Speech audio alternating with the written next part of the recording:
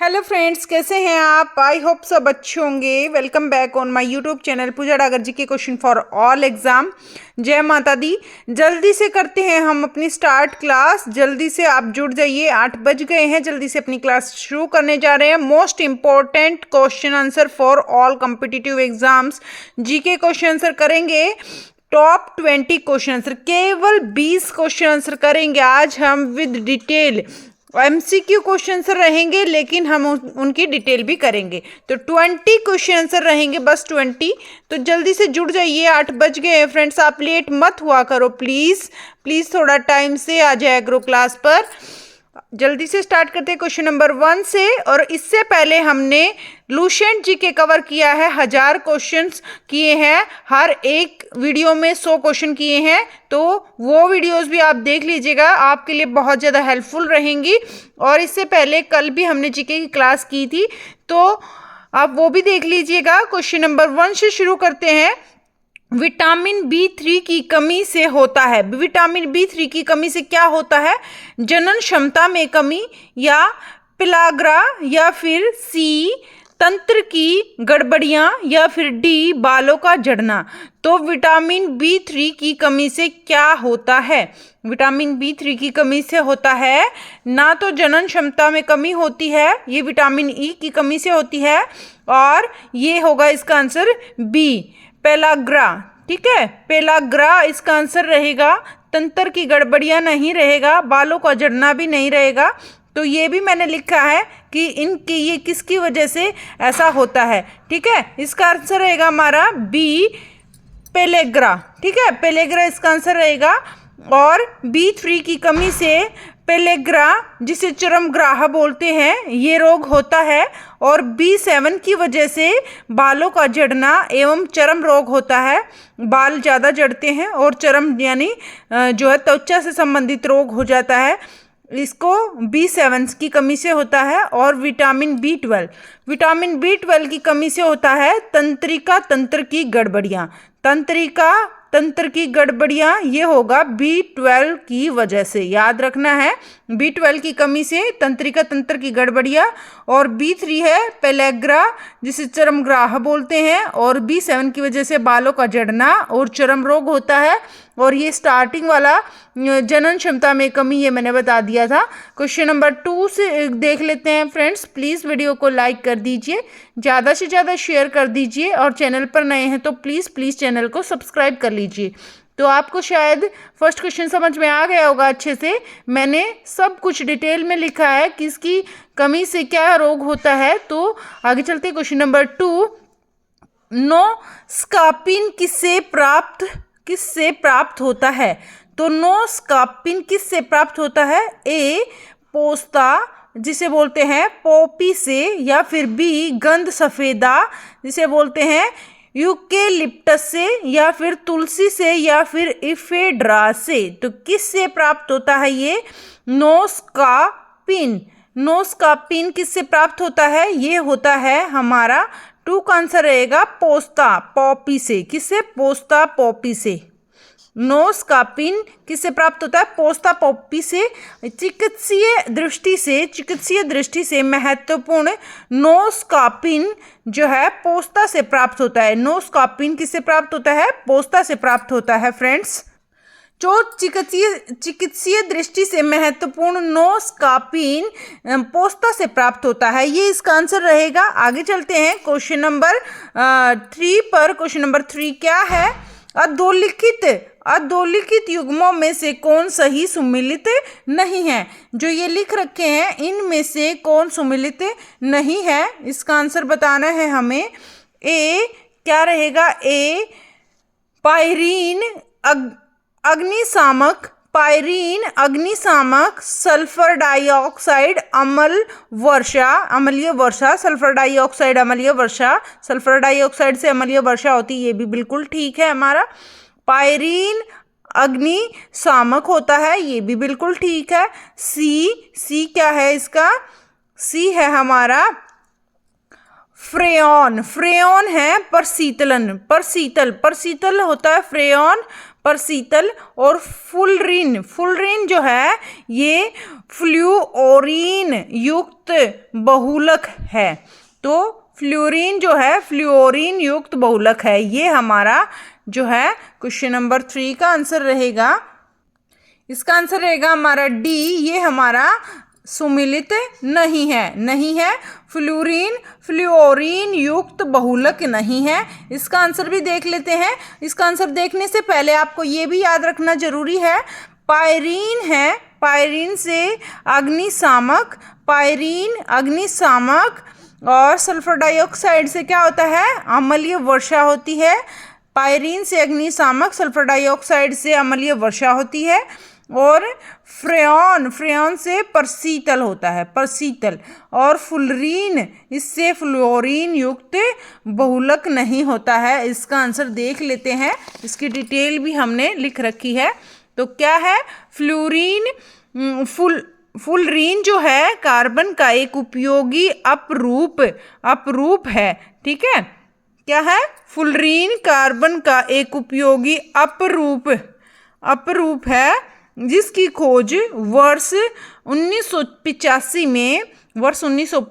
में professor I E. Smalley, sir Harold W Kroto एवं Robert F Karl द्वारा दी गई थी। तो देखो ये सारे नाम, फ्लोरीन जो है, फुलरीन जो है कार्बन का एक उपयोगी अपरूप है। क्या है, कार्बन का एक उपयोगी अपरूप है, और इसकी खोज वर्ष 1985 में, कब, वर्ष 1985 में professor I E. Smalley, sir Harold W Kroto एवं रॉबर्ट एफ कर्ल द्वारा की गई थी। ठीक है फ्रेंड्स, क्वेश्चन नंबर 4, निम्नलिखित में से कौन सा तत्व सबसे पहले कृत्रिम रूप से उत्पादित किया गया? ऐसा कौन सा तत्व है इनमें से सबसे पहले कृत्रिम रूप से उत्पादित किया गया? तो जल्दी से देख लेते हैं। प्लीज़ वीडियो को लाइक कर दीजिए, शेयर कर दीजिए, ज़्यादा से ज़्यादा। चैनल पर नए हैं तो चैनल को सब्सक्राइब कर लीजिए। जल्दी से हम 4th क्वेश्चन देख लेते हैं। 4th क्वेश्चन क्या है, जो है कृत्रिम रूप से उत्पादित, सबसे पहले कृत्रिम रूप से उत्पादित किया गया था किसको? नेप्ट्यूनियम, क्या, नेप्ट्यूनियम, या फिर प्लूटोनियम, या फिर फ्रेंसियम, या फिर टेक्नीशियम। तो क्या रहेगा इसका आंसर? कृत्रिम रूप से उत्पादित नेप्टूरियम ये नहीं है, प्लूटोनियम ये भी नहीं है, और फ्रेंसियम ये भी नहीं है। क्या इसका आंसर रहेगा फ्रेंड्स? जल्दी से बताइए। इसका आंसर रहेगा डी, टेक्नीशियम। टेक्नीशियम यह सबसे पहले कृत्रिम रूप से उत्पादित किया गया था। टेक्नीशियम है क्या, ये भी देख लेते हैं हम। ये हमने लिखा हुआ है, टेक्नीशियम एक रासायनिक तत्व है। टेक्नीशियम एक रासायनिक तत्व है। प्लीज़ वीडियो में अंत तक जुड़े रहें। टेक्नीशियम एक रासायनिक तत्व है जिसका परमाणु क्रमांक 43 है, 43 है। ठीक है, 43 है परमाणु क्रमांक इसका, रासायनिक तत्व है टेक्नीशियम। और टेक्नीशियम कृत्रिम रूप से उत्पादित प्रथम तत्व है। कृत्रिम रूप से उत्पादित प्रथम तत्व है। कृत्रिम मतलब जो हमारे द्वारा बनाया गया, प्राकृतिक जो प्रकृति के द्वारा दिया गया। वर्ष 1937 में इस तत्व का सर्वप्रथम निर्माण किया गया। वर्ष 1937 में कब निर्माण किया गया इसका? वर्ष 1937 में इसका निर्माण किया गया। इस तत्व का 1937 में सबसे पहले निर्माण किया गया। ये भी आपको याद रखना है फ्रेंड्स। तो एक बार दोबारा से देख लेते हैं। कृत्रिम रूप से सबसे पहले कृत्रिम रूप से उत्पादित किया गया था। कौन सा तत्व सबसे पहले तत्व बताया गया फ्रेंड्स? ये क्या तत्व? तो ये है टेक्नीशियम, ऐसा तत्व था जो सबसे पहले उत्पादित किया गया था। और यह एक रासायनिक तत्व है और इसमें परमाणु क्रमांक 43 है, 43 है। और यह टेक्नीशियम के रूप से उत्पादित प्रथम तत्व है। और वर्ष 1937 में सबसे पहले इसका सर्वप्रथम निर्माण किया गया। 1937 में 1937 में। ठीक है, आगे चलते हैं क्वेश्चन नंबर 5 पर। आई होप आपको क्वेश्चन समझ में आ रहे हैं और क्वेश्चन नंबर 5 देख लेते हैं। क्वेश्चन नंबर 5 यह है, निम्न घटनाओं का सही क्रमानुक्रम लिखिए। तो सबसे पहले क्या हुआ, फिर क्या, फिर क्या, फिर क्या, ऐसे सिपाही विद्रोह, संथाल विद्रोह, नील विद्रोह या दक्कन दंगे। तो क्या रहेगा, सिपाही विद्रोह, संथाल विद्रोह या दक्कन दंगे, नील विद्रोह, या फिर संथाल विद्रोह, सिपाही विद्रोह, दक्कन दंगे या नील विद्रोह।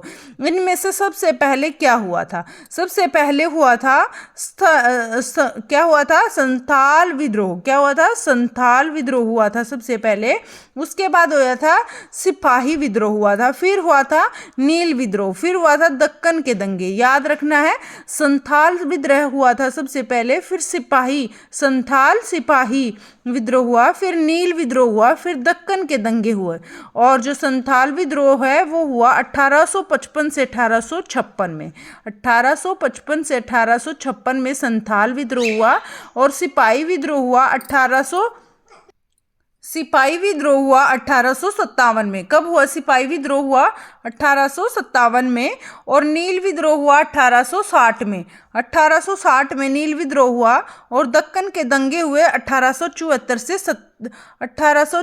75 में। ठीक है, 1874 से 75 में ये रहेगा। इसमें आंसर हमारा रहेगा संथाल विद्रोह, सिपाही विद्रोह और नील विद्रोह और दक्कन के दंगे। तो क्या कौन सा आंसर रहेगा इसमें से? जल्दी से देखो, संथाल विद्रोह, सिपाही विद्रोह और नील विद्रोह और दक्कन के दंगे। डी आंसर रहेगा इसका। ठीक है, डी आंसर रहेगा। अपना ध्यान से देख लेना है। संथाल विद्रोह हुआ था 1855 और 56 में, सिपाही विद्रोह हुआ था 1857 में, और हुआ था नील विद्रोह था 1860 में, और दक्कन के दंगे हुए थे 1874 और 75 में। ये इसका आंसर रहेगा फ्रेंड्स। घटनाएं ये क्रमानुसार लगानी थी। आगे चलते हैं क्वेश्चन नंबर 6 पर। क्वेश्चन नंबर 6 क्या है हमारा? केवल हमने आज 20 क्वेश्चन लिखे हैं और वो भी बिल्कुल डिटेल से, अच्छे से, ताकि आपको हर ऑप्शन का डिटेल समझ में आए। निम्न कथनों पर विचार कीजिए। निम्न कथनों पर विचार कीजिए। अकबर ने जो है 1562 में युद्ध बंदियों को दास बनाए जाने पर रोक लगाई। दास बनाए जाने पर रोक लगाई 1562 में। किसने? अकबर ने 1562 में युद्ध बंदियों को। तो अकबर ने 1562 में युद्ध बंदियों को दास बनाए जाने पर रोक लगाई। अकबर ने कब? 1562 में युद्ध बंदियों को दास बनाए जाने पर रोक लगाई। जो युद्ध में बंदी बना लिए जाते थे उनको दास बना लिया जाता था। इस वजह से अकबर ने 1562 में युद्ध बंदियों को दास बनाए जाने से रोक लगा दी 1562 में। आगे चलते हैं। 1563 में तीर्थ यात्रा कर की समाप्ति की। जो तीर्थ यात्रा पर कर लगता था 1563 में तीर्थ यात्रा पर जो कर लगता था उस पर क्या लगा दी? रोक लगा दी गई। और 1564 में जजिया पर रोक लगा दी गई। जजिया कर होता है उस पर रोक लगा दी गई अकबर के द्वारा। तो तीनों ही बातें बिल्कुल सही हैं। तो 1, 2 और 1 और 3, 2 और 3, 1 और 2, 3, तीनों के तीनों सही हैं हमारे। तीनों के तीनों क्या है? तीनों के तीनों हमारे सही हैं। क्या है? अकबर ने 1562 में युद्ध बंदियों को दास बनाने पर रोक लगा दी। 1562 में युद्ध बंदियों पर दास बनाने पर रोक लगा दी अकबर ने। और 1563 में तीर्थ यात्रा कर पर रोक लगा दी। तीर्थ यात्रा कर लगता था, यानी पैसे लिए जाते थे। तीर्थ यात्रा करने पर उस पर रोक लगा दी 1563 में। और 1564 में जजिया कर पर रोक लगा दी गई अशोक के द्वारा, अकबर के द्वारा। क्वेश्चन नंबर 7, निम्न में से किसे दरकरी संप्रदाय का प्रमुख संत माना जाता है? किसे दरकरी संप्रदाय का प्रमुख संत माना जाता है? तो तुकाराम को, नामदेव को, रामदास को, शंकर देव को। तो किसे निम्नलिखित में से दरकरी संप्रदाय का प्रमुख संत माना जाता है? क्वेश्चन नंबर 7 का आंसर रहेगा ए, तुकाराम, नामदेव, रामदास या शंकर देव। इसका आंसर क्या रहेगा? इसका आंसर रहेगा 7 का हमारा क्या? इसका आंसर रहेगा बी। क्या रहेगा इसका आंसर? सी, रामदास। ठीक है, रामदास इसका आंसर रहेगा।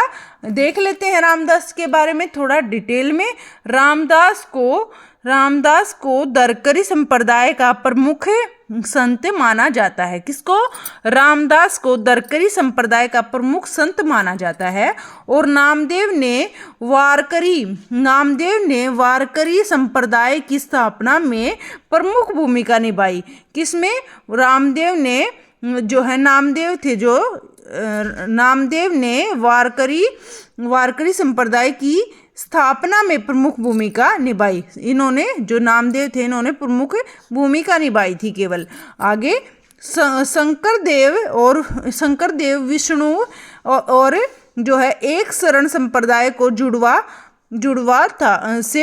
थे। ठीक है, ये जो थे शंकरदेव विष्णु तथा एक शरण संप्रदाय से जुड़वा थे। संप्रदाय दोनों का एक ही था, शंकरदेव विष्णु और एक शरण संप्रदाय। आगे देख लेते हैं। तो याद रखना है, दरकरी संप्रदाय का प्रमुख कौन था? रामदास दरकरी संप्रदाय का प्रमुख था। क्वेश्चन नंबर 8, यात्री बारबोसा किस शासक के काल में आए? जो यात्री बारबोसा थे, किसके शासन काल में आए थे? कृष्णदेव राय के, शाहजहां के, देवराय प्रथम के या अच्युत राय के? तो क्या रहेगा इसका आंसर फ्रेंड्स? 8th का क्या आंसर रहेगा, जल्दी से बताइए आप। यात्री बारबोसा किसके शासन काल में आए थे? तो किसके शासन काल में आए थे? ये आए थे, क्वेश्चन नंबर 8 का रहेगा आंसर, कृष्णदेव के शासन काल में आए थे। तो ए आंसर रहेगा। यात्री बारबोसा किसके शासन काल में आए थे? कृष्णदेव राय के शासन काल में आए थे। तो ये है शासनकाल, इनके शासनकाल में ये आए थे। तो याद करना है, नोट देख लेते हैं। निकोला कोटी जो आए थे देवराय के शासनकाल में आए थे, देवराय प्रथम के। आगे चलते हैं। बारबोसा कृष्णदेव राय के शासनकाल में आए और नूनिज जो है अच्युत राय के शासनकाल में आए और मनुच्ची जो है शाहजहां के शासनकाल में आए। याद रखना है, शाहजहां के शासनकाल में कौन आए? मनुच्ची। और अच्युत राय के शासनकाल में नूतिज। और बारबोसा जो है कृष्णदेव राय के शासनकाल में। और निकोलो कोटी यह देवराय प्रथम के शासनकाल में आए। ये हो गए फ्रेंड्स हमारे 8 क्वेश्चन। प्लीज़ वीडियो को लाइक कर दीजिए, ज़्यादा से ज़्यादा शेयर कर दीजिए। चैनल पर नए हैं तो प्लीज़ चैनल को सब्सक्राइब कर लीजिए। क्वेश्चन नंबर 9 देख लेते हैं। 9 क्या है? 1881 के फैक्ट्री अधिनियम ने कारखानों में किस आयु से कम वर्ष के बच्चों के नियोजन पर प्रतिबंध लगा दिया था? कितनी आयु के बच्चे फैक्ट्री में काम नहीं कर सकते? 1881 में ऐसा प्रतिबंध लगा दिया गया। तो कितनी वर्ष तक? 4 से 5 वर्ष तक, 8 से 9 वर्ष तक, 7 से 12 वर्ष तक और 11 वर्ष तक। तो इसका आंसर क्या रहेगा फ्रेंड्स? इसका आंसर रहेगा 7 से 12 वर्ष के सभी बच्चों को फैक्ट्री में काम ना करने के लिए आदेश दिया गया, अधिनियम बना दिया गया। यह है, इसके बारे में देख लेते हैं। 1881 के फैक्ट्री अधिनियम ने कारखानों में 7 से 12 वर्ष से कम आयु के बच्चों के नियोजन पर प्रतिबंध लगा दिया गया। ठीक है, इतनी आयु के बच्चों के लिए प्रतिबंध लगा दिया गया। 7 से 12 वर्ष के आयु के बच्चे फैक्ट्री में काम नहीं कर सकते।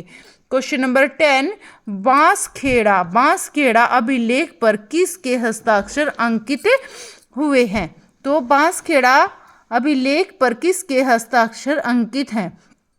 तो ए कृष्णदेव राय के, बी मिहिर भोज के, सी अमोघ वर्ष या हर्ष। तो क्या रहेगा आंसर इसका फ्रेंड्स? क्वेश्चन नंबर 10 का आंसर रहेगा, जल्दी से बताइए, बांसखेड़ा अभिलेख पर किसके हस्ताक्षर अंकित हैं? तो बांसखेड़ा अभिलेख पर हर्ष के जो हस्ताक्षर हैं वो अंकित हैं। तो देख लेते हैं। बांसखेड़ा अभिलेख का संबंध हर्षवर्धन से या यह 628 से 629 AD के मध्य वर्ष हर्ष के 22वें शासन वर्ष के दौरान वर्धमान कोटी नामक स्थान से जारी किया गया। कौन से स्थान से जारी किया गया? वर्धमान कोटी नामक स्थान से जारी किया गया बांसखेड़ा अभिलेख। ठीक है, बांसखेड़ा अभिलेख कहाँ से? वर्धमान कोटी नामक स्थान से जारी किया गया। और इस पर किसके हस्ताक्षर हैं? बांसखेड़ा पर हर्ष के हस्ताक्षर हैं। आगे चलते हैं क्वेश्चन नंबर 11 पर। प्लीज़ वीडियो में एंड तक जुड़े रहें और क्वेश्चंस अच्छे लगे तो प्लीज़ वीडियो को लाइक कर दीजिए, ज़्यादा से ज़्यादा शेयर कर लीजिए। क्वेश्चन बेस हमने 20 रखे हैं आज की सेशन में, केवल 20 क्वेश्चन आज हम करेंगे फ्रेंड्स। विषुवत रेखा निम्न में से किन देशों से होकर गुजरती है? वेलकम है सभी का पूजा डागर जी की क्लास में। आ जाइए, जल्दी से जुड़ जाइए क्लास से। क्वेश्चन नंबर 11 हम कर रहे हैं फ्रेंड्स। विषुवत रेखा निम्नलिखित में से किन देशों से होकर गुजरती है? तो किन देशों से होकर गुजरती है? युगांडा, गेबन, जायरे, इक्वाडोर या ये 5 किरीबाती। तो क्या रहेगा इसका आंसर फ्रेंड्स? विषुवत रेखा इन सभी देशों से होकर गुजरती है। तो 1, 2, 3 और 5 नहीं होगा, 1, 3, 4 और 5 भी नहीं होगा, 1, 2, 3, 4, 5 भी नहीं होगा, ये सारे होंगे आंसर इसका। तो विषुवत रेखा है युगांडा से और गेबन से, युगांडा से, गेबन से, जायरे, युगांडा जायरे, ऐसे याद करना, युगांडा जायरे, गेबन इक्वाडोर और किरीबाती, ये सारे देश हैं, इनसे विषुवत रेखा होकर गुजरती है। तो इसका क्या आंसर रहेगा? इसका आंसर रहेगा 1, 2, 3, 4, 5। तो पांचों आंसर रहेंगे इसके, युगांडा जायरे, गेबन, इक्वाडोर और किरीबाती। आगे चलते हैं क्वेश्चन नंबर 12 पर। क्वेश्चन नंबर 12 क्या है? निम्नलिखित कथनों पर विचार करें। तो ये जो कथन दिए हुए हैं इससे रिलेटेड फ्रेंड्स बहुत ज़्यादा एग्जाम में अब क्वेश्चन पूछे जाने लगे हैं कि कथन से संबंधित क्वेश्चन इतने ज़्यादा आ रहे हैं। कथन कारण। तो हमें अच्छे से ऐसे क्वेश्चंस की भी प्रैक्टिस करनी है ताकि हम इजीली क्वेश्चन के कंसेप्ट को समझ पाएँ और इजीली उसको सोल्व कर पाएँ और इजीली उसको अटेम्प्ट कर पाएँ। तो इससे क्या बेटर है? इससे बेटर है कि आप प्रैक्टिस करो, ऐसे क्वेश्चंस की आप प्रैक्टिस करो। और डेली हम प्रैक्टिस करते हैं 8 से 8:40 पर जीके क्लास की, और जीके क्वेश्चंस की हम प्रैक्टिस करते हैं 8 से 8:40 पर। और दिन में हम साइंस करते हैं केवल और केवल आधा घंटा साइंस के चैप्टर वाइज स्टार्टिंग से एंड तक करेंगे। 6 चैप्टर अपने हो चुके हैं फ्रेंड्स। तो अगर आपने वो जो क्वेश्चंस और चैप्टर्स नहीं देखे तो आप देख लीजिएगा प्लीज़, आपके लिए बहुत ज़्यादा यूज़फुल रहेंगे हर एक एग्ज़ाम के लिए। क्वेश्चन नंबर 12, नील नदी श्वेत नील तथा ब्लू नील के मिलने से बनती है। तो ये रहेगा ए, नील नदी श्वेत नील तथा ब्लू नील के मिलने से बनती है। जो नील नदी है वो श्वेत नील ब्लू नील के मिलने से बनती है। ठीक है, श्वेत नील का उद्गम जो है विक्टोरिया झील से, जबकि ब्लू नील का उद्गम इथोपिया के पठार से होता है। बिल्कुल सही बात है, श्वेत नील का उद्गम है विक्टोरिया झील से, श्वेत नील का उद्गम विक्टोरिया झील से और ब्लू नील का उद्गम इथोपिया के पठार से होता है। क्वेश्चन नंबर 12 का सी, ब्लू नील उत्तरी सूडान की राजधानी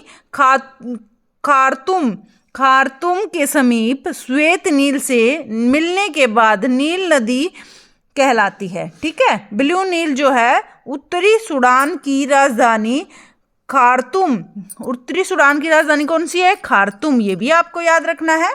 और के समीप श्वेत नील से मिलने के बाद नील नदी कहलाती है। तो केवल 1, केवल 3, केवल 1, 2 और 3, केवल 1, 2, 3 तीनों।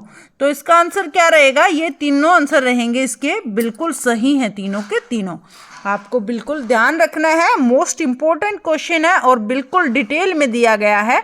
नील नदी है जो श्वेत नदी और ब्लू नदी के मिलने से बनती है। तो 3 नदियों का जिक्र किया गया है, नील नदी का, श्वेत नदी का और ब्लू नदी का। तो श्वेत नदी और ब्लू नदी जो है, श्वेत नील और ब्लू नील, श्वेत नील और ब्लू नील के मिलने से नील नदी का निर्माण हुआ है। श्वेत नील और ब्लू नील के मिलने से। और श्वेत नील का उद्गम विक्टोरिया झील से है। श्वेत नील का उद्गम विक्टोरिया झील से, जबकि ब्लू नील का उद्गम है इथोपिया के पठार से है। ब्लू नील का इथोपिया के पठार से है। ब्लू नील उत्तरी सूडान की राजधानी खार्तूम के समीप श्वेत नील से मिलने के बाद नील नदी कहलाती है। आगे 13 क्वेश्चन देख लेते हैं। आइनू जनजाति किस क्षेत्र में पाई जाती है? बिल्कुल सिलेक्टेड क्वेश्चन है फ्रेंड्स, बार बार रिपीटेड क्वेश्चन नहीं है। एक भी क्वेश्चन आपको रिपीटेड नहीं मिलेगा। अब तक की जितनी वीडियो हुई है हमारी 300 प्लस हो गई है हमारी वीडियोस, तो कोई भी क्वेश्चन रिपीटेड नहीं मिलेगा आपको। क्वेश्चन नंबर 13, आइनू जनजाति किस क्षेत्र में पाई जाती है? आइनू जनजाति उत्तरी अफ्रीका में, जापान में, अमेरिका में, केन्या में। तो आइनू जनजाति किस क्षेत्र में पाई जाती है? 13 का क्या आंसर रहेगा? यह पाई जाती है जापान में। आइनू जनजाति किस क्षेत्र में पाई जाती है? आइनू जनजाति जापान में पाई जाती है। आइनू जनजाति याद रखना है, आइनू जनजाति किस क्षेत्र में पाई जाती है? जापान में। क्वेश्चन नंबर 14, निम्नलिखित में से कौन सा युग्म सही सुमिलित नहीं है? तो इनमें से कौन सा हमारा सुमिलित नहीं है? तो इसका आंसर रहेगा केवल डी सुमिलित नहीं है। ये सीधा ही आंसर यहाँ दिख रहा है, इसलिए मैंने लगा दिया है। तो एक बार देख लेते हैं। जोंडा है अर्जेंटीना, खाजरी है अजरबैजान, और हबूब है सूडान में, और कोसावा है चीन में। ये नहीं है, ये बिल्कुल गलत है। कोसावा कहाँ पर है? अभी देख लेते हैं कोसावा क्या है।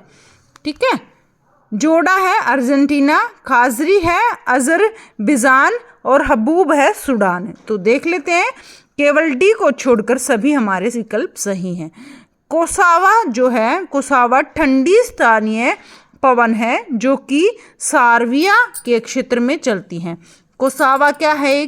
कोसावा एक हमारी ठंडी स्थानीय पवन है। ठंडी स्थानीय पवन है कोसावा, जो कि सार्विया, कहाँ? चीन में नहीं, जो कि सार्विया के क्षेत्रों में चलती हैं। कहाँ पर चलती हैं?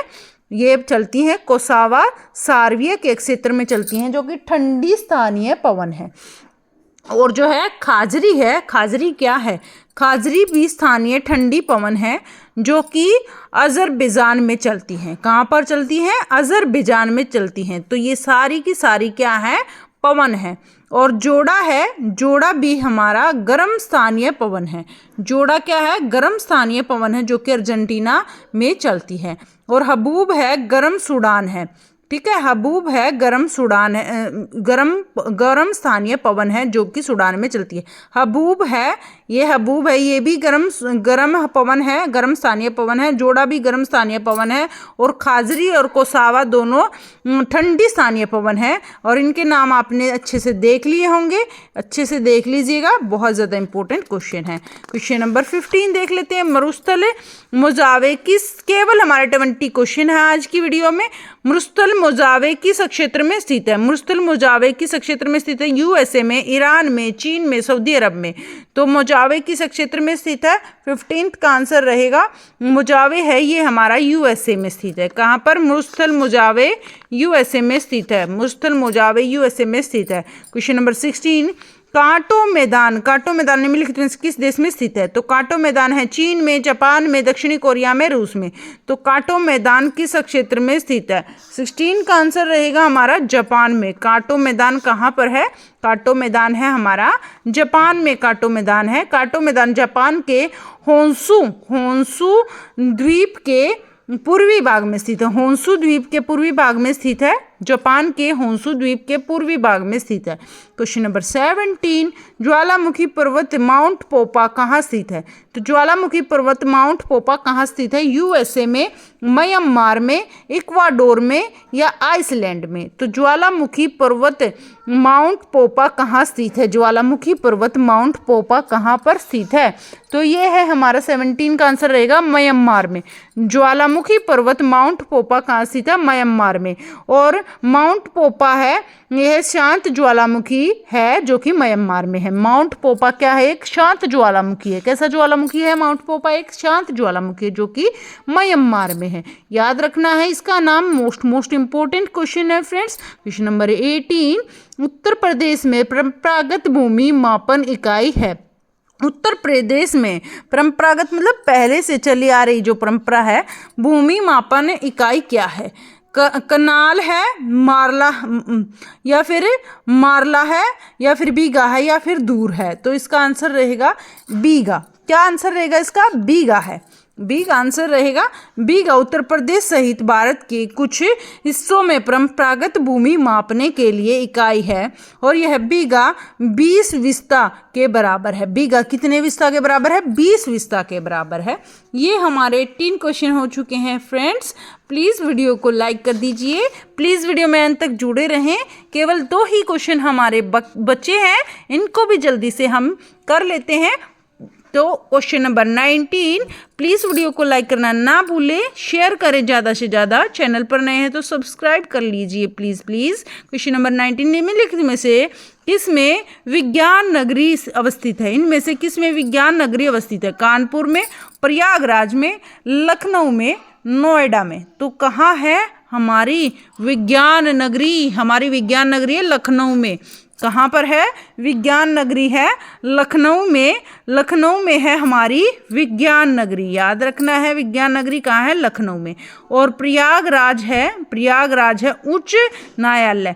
प्रयागराज है उच्च न्यायालय। ठीक है, ये उच्च न्यायालय कहाँ है हमारा? प्रयागराज में। प्रयागराज में उच्च न्यायालय, लखनऊ में विज्ञान नगरी। कानपुर में भारत की मानचित्र। भारत का मानचित्र कहाँ है? कानपुर में। मोस्ट इंपॉर्टेंट क्वेश्चंस बन रहे हैं फ्रेंड्स, इसीलिए मैंने इनको डिटेल में भी लिख दिया है सब क्वेश्चन को। कानपुर है, यहाँ भारत का मानचित्र किसे कहा जाता है? कानपुर को कहा जाता है। भारत का उच्च न्यायालय कहाँ है? ये प्रयागराज में है। और विज्ञान नगरी किसको कहते हैं? यह कहते हैं लखनऊ को। नोएडा को क्या कहते हैं? इसको कहते हैं film city park. Film city park किसको कहते हैं? नोएडा को कहते हैं फिल्म सिटी पार्क, नोएडा को कहते हैं। याद रखना है आपको ये क्वेश्चन भी। लास्ट एंड फाइनल 20 क्वेश्चन हमारा क्या है? जनसंख्या दिवस कब मनाया जाता है? तो जनसंख्या दिवस कब मनाया जाता है? 11 जून, 11 जुलाई, 8 नवंबर, 10 दिसंबर। कब मनाया जाता है? जल्दी से बताइएगा, जनसंख्या दिवस कब मनाया जाता है? तो जनसंख्या दिवस हमारा मनाया जाता है फ्रेंड्स 11 जुलाई को। कब मनाया जाता है जनसंख्या दिवस? 11 जुलाई को मनाया जाता है। और इसकी डिटेल भी देख लेते हैं एक बार। 1989 में संयुक्त राष्ट्र विकास कार्यक्रम की गवर्निंग काउंसिल द्वारा इसे स्वीकार किया गया। 1989 में संयुक्त राष्ट्र विकास कार्यक्रम की गवर्निंग काउंसिल द्वारा इसे स्वीकार किया गया। याद रखना है, गवर्निंग काउंसिल के द्वारा इसको स्वीकार किया गया। माना जाता है कि 11 जुलाई 1987 को कब? 11 जुलाई 1987 को विश्व की जनसंख्या 50 करोड़ हो गई थी। कितनी हो गई थी? विश्व की जनसंख्या 500 करोड़ हो गई थी। और वैश्विक जनसंख्या मुद्दों के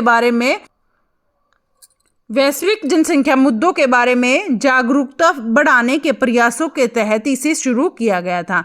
तो जनसंख्या के मुद्दों को क्या करने के लिए? जनसंख्या के मुद्दों के बारे में जागरूकता बढ़ाने के प्रयास के लिए इसका प्रयोग किया गया। इसमें परिवार नियोजन इसमें, और लिंग समानता, और इसमें गरीबी और मातृ स्वास्थ्य और मानव अधिकारों को जो है महत्व दिया गया, महत्व इसका शामिल किया गया।